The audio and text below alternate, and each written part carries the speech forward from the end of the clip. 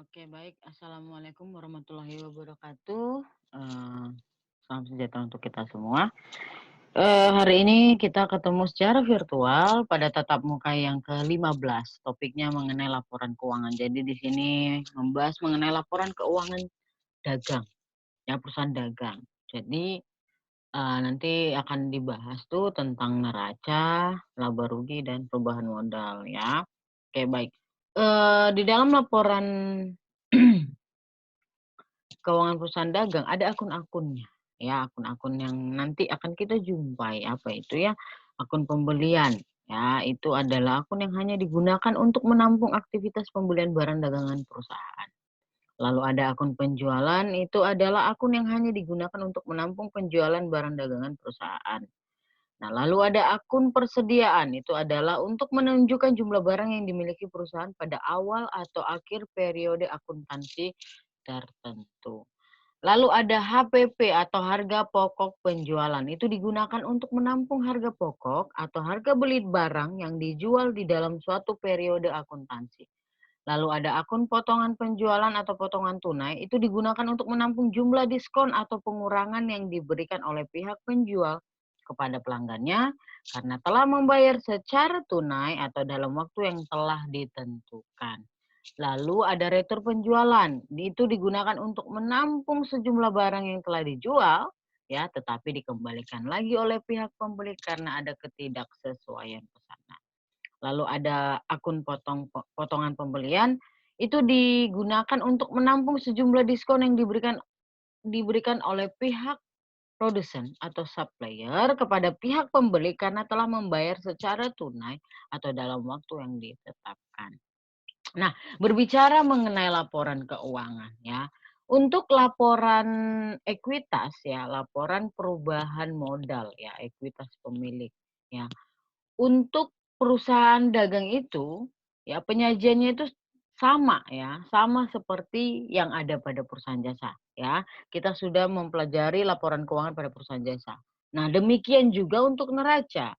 Cuma nanti penyajian di neraca perbedaannya hanyalah terdapat nanti itu akun persediaan barang dagang, ya.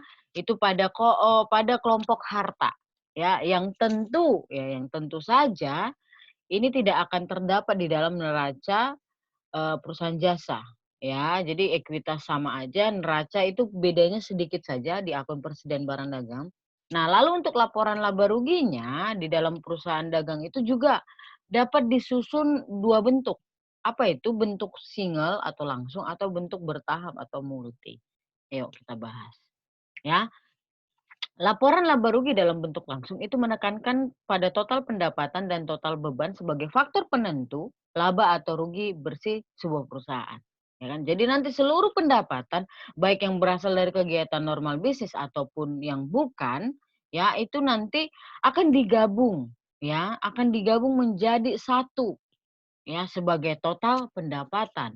Nah lalu demikian juga untuk beban, yang mulai dari harga pokok penjualan, beban umum dan administrasi, hingga beban bunga serta beban lain-lain itu nanti akan digabung menjadi satu, ya sebagai total beban. Lalu nanti laba atau rugi sebuah perusahaan itu dapat dihitung dari mana? Dari selisih antara total pendapatan dengan total beban. Dengan demikian, dalam laporan laba rugi yang bentuk langsung atau yang single itu tidak merinci berapa besar laba kotornya, berapa beban operasionalnya, berapa laba operasionalnya, dan besarnya pendapatan lain-lain atau beban lain-lain. Nah, itu bedanya. Tidak merinci. Ya, kita lihat. Nah, ini adalah contoh format laporan laba rugi yang bentuk langsung. Jadi dia pendapatan langsung ditotal semua, begitu juga dengan beban. Nanti diselisihkan dapatlah laba atau rugi bersih sebuah perusahaan. Nah, lalu kita lihat ya, kita lihat bagaimana bentuk yang multi atau bentuk yang bertahap ya. Untuk bentuk laporan laba rugi dengan bertahap atau multi ini itu menunjukkan adanya tahapan-tahapan di dalam menentukan laba atau rugi bersih sebuah perusahaan. Tahapan yang pertama apa? Yang pertama itu pendapatan dari penjualan bersih itu akan dikurangkan dengan harga pokok penjualan. Untuk apa? Untuk menentukan besarnya laba kotor. Lalu laba kotor yang sudah kita hitung tadi itu akan dikurangkan dengan beban operasional. Beban operasional itu ingat ya, yang terdiri dari 2, beban penjualan, beban umum, dan administrasi. Nanti setelah kita kurangkan ya, itu nanti akan dapat laba operasionalnya. Lalu laba operasional ini akan ditambahkan atau dikurangkan. Maksudnya ditambahkan seperti apa, Bu? Ditambahkan dengan pendapatan lain-lain apabila perusahaan memiliki pendapatan lain-lain, ya. Atau dikurangkan, ya. Dikurangkan itu maksudnya seperti apa? Dikurangkan dari beban lain-lain, ya. Untuk apa? Untuk menentukan laba atau rugi bersihnya sebuah perusahaan itu. Jadi ada tahapan-tahapan, ya. Nah, lalu nanti penjualan merupakan total ya, penjualan itu nanti ada pada laporan laba rugi. Ya, penjualan merupakan total jumlah yang dibebankan atas barang dagangan yang dijual perusahaan, baik meliputi penjualan tunai maupun penjualan secara kredit. Penjualan yang dikurangi dengan retur penjualan dan penyesuaian harga jual dan potongan penjualan akan diperolehlah itu penjualan bersih. Yang penjualan bersih tadi.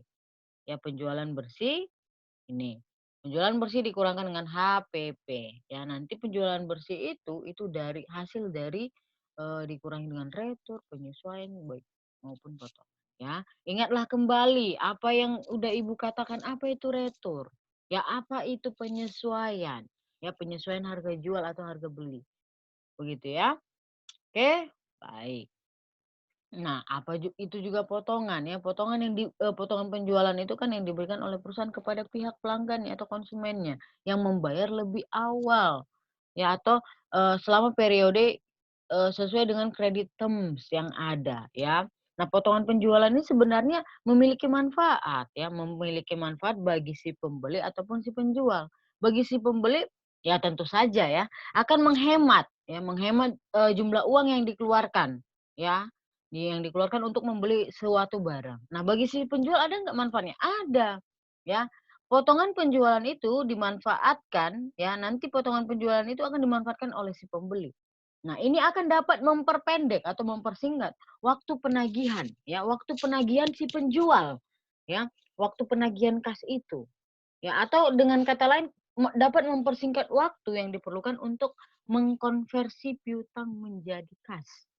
Ya, itu manfaat bagi si pembeli dan si penjual.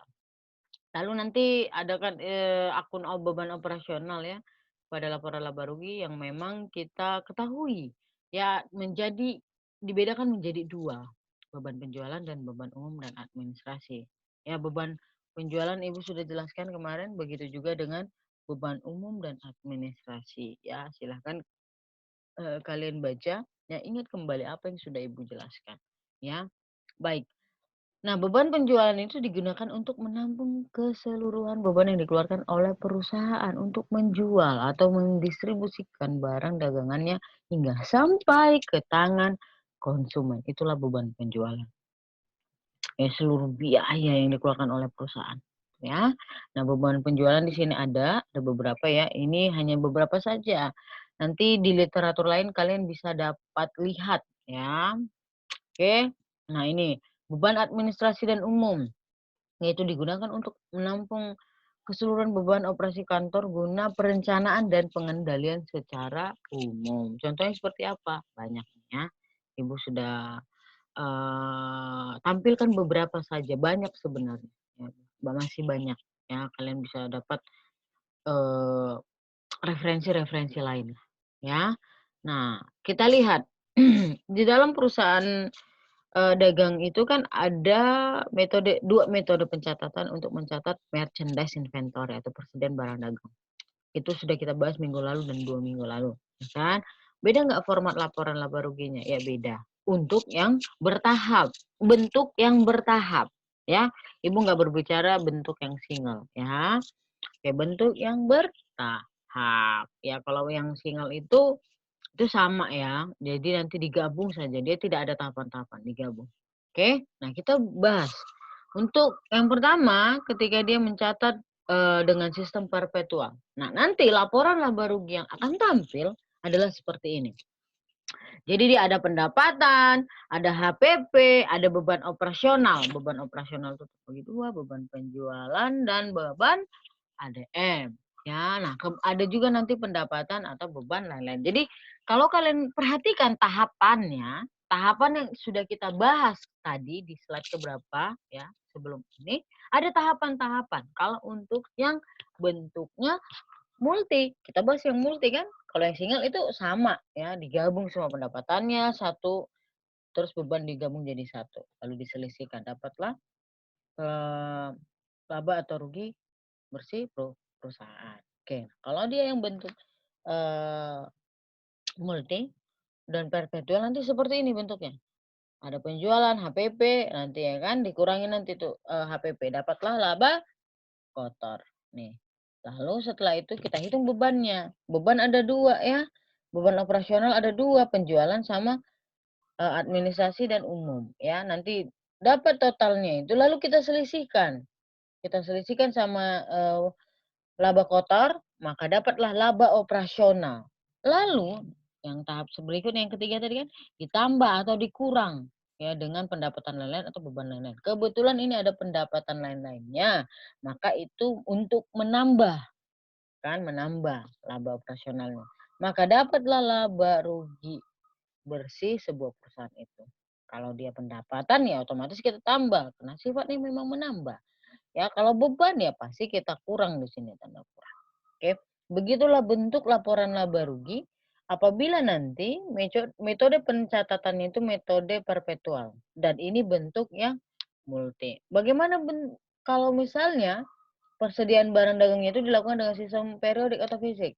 Ya, eh sama ya, sama seperti ini nanti bentuknya bertahap juga. Cuman untuk harga pokok penjualan ini ya itu tidak langsung kita ketahui. Kenapa? Ingat beda metode perpetual sama periodik. Bedanya ya. Ketika kita kita nanti mencatat persediaan barang dagang, ya kalian ingat. Kalau dia metode perpetual akan setiap saat ya kita ketahui. Ya, kita ketahui berapa persediaan barang. Kalau misalnya metode fisik tidak. Ya, makanya nanti untuk dan memang kalau kita menggunakan metode perpetual, harga pokok penjualan tuh kan ikut di jurnal ketika kita eh, menjual barang, ya kan seperti itu. Ya, nah baik. Jadi nanti harga pokok penjualan itu kita cari dulu, ya. Kita cari, kita akan mengetahui nanti persediaan barang dagangan di awal itu akan kita tahu. Baru nanti pembelian, ya. Ini baru ada retur, ya, dikurangi sama retur, dikurangi sama potongan pembelian, ya dapatlah nanti pembelian bersih. Ketika kita kurangi pembelian itu dengan retur dan potongan pembelian atau penyesuaian harga beli juga, ya. Lalu ada ongkos angkut masuk. Itu akan menambah. Ya, menambah apa? Harga pokok barang yang dibeli. Jelas. Kalau itu nanti kita jumlahkan sama persediaan barang awal yang di awal tadi, maka dapatlah ini dia harga pokok yang tersedia untuk kita jual. Nah, lalu kita lihat persediaan barang dagang akhir itu apa? Berapa? Kita kurangkan. Maka itulah harga pokok penjualannya. Ya. Jadi harga pokok yang membedakan laporan keuangan perpetual sama periodik itu di sini, ya. Kalau di metode periodik ini kita harus menghitung dulu harga pokok penjualannya. Ya, kalau di metode perpetual enggak, itu bisa langsung kita ketahui. Oke? Nah, lihat. Harga pokok penjualan di atas, maksudnya untuk metode periodik ini, akan dapat dihitung setelah saldo persediaan akhir diketahui melalui pemeriksaan fisik atas barang dagang yang masih ada di gudang per akhir periode akuntansi. Inilah tadi. Ini udah kita bahas bedanya periodik sama perpetual. Jadi itu bedanya periodik sama perpetual hanya terlihat pada harga pokok penjualan. Begitu nanti. Ya, untuk selanjutnya itu akan sama. Cari dulu penjualannya, pendapatan penjualan, lalu harga pokok dengan metode yang tadi baru beban, baru nanti pendapatan lain-lain atau beban lain-lain, lalu akan dapat laba atau rugi bersih perusahaan. Oke, pembelian merupakan total jumlah yang dibebankan oleh pemasok atas barang yang dibeli perusahaan, baik meliputi pembelian tunai maupun pembelian secara kredit. Dikurangi dengan retur dan penyesuaian harga beli dan potongan pembelian akan diperoleh pembelian bersih ya itu, eee, kalian ingat kalian ingat ya, untuk di penjualan sama pembelian sama saja, ya. Pokoknya pembelian bersih itu dapat secara pembelian bersih itu diketahui setelah kita mengurangi mengurangi dengan retur, ya atau penyesuaian harga beli ataupun potongan pembelian, ya. Penjualan juga begitu. Ingat kembali apa pengertian retur pembelian, ya penyesuaian harga beli atau, eee, pengurangan, ya. Begitu juga dengan potongan pembelian itu yang diperoleh dari penjual, ya karena perusahaan melakukan pembayaran lebih awal, ya atau selama, eee persyaratan kredit yang ada gitu ya. Nah, nanti pembelian bersih ditambah dengan ongkos angkut masuk akan diperoleh besarnya harga pokok barang yang dibeli, ya. Ingat kembali bahwa ongkos angkut masuk ini merupakan beban angkut yang dikeluarkan atau ditanggung oleh perusahaan untuk membawa barang yang dia beli dari si penjual ke gudang perusahaan, ke gudang si pembeli, ya. Itu otomatis akan menambah ya akan menambah Menambah harga pokok barang yang dibeli. Oke, ini kita sudah bahas. Oke, baik. Eh, mungkin sekian dari Ibu ya. Saya akhiri. Assalamualaikum warahmatullahi wabarakatuh dan salam sejahtera untuk kita semua.